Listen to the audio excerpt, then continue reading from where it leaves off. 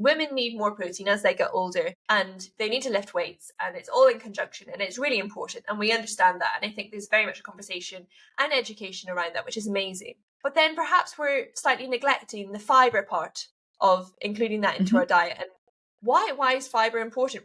We kind of know cereals will be high in fibre, vegetables can be high in fibre, but why that's not going to get us muscle? Why should we care about it? Yeah, so I think it's something like only 10% of the population gets enough fibre in. So I think it's something that not many people are hitting. So the average amount is 30 grams of protein per day of fibre. And fibre is really important for your digestive health. It's very good for motility, so keeping things moving. It's really good for kind of increasing the microbiome in your gut health. And I think, yes, like you said, it's often in cereal. I wouldn't recommend cereal as a fibre source because fibre is just added in to a lot of it. It's not always naturally there.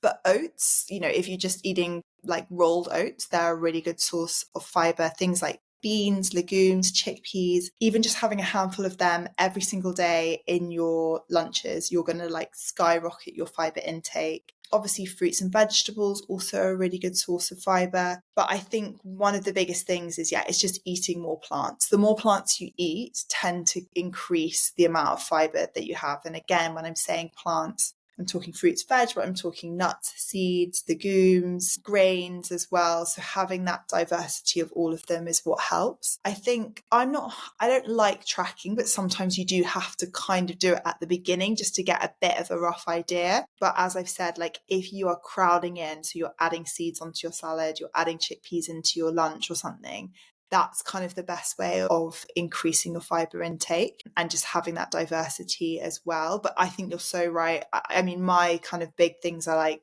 fibre, protein and plant points in my recipes, because I do think those are the key kind of areas to hit and the kind of like the positive goals rather than saying under X amount of calories or under X amount of fat or something. I think they're like the positive kind of goals to have in each meal.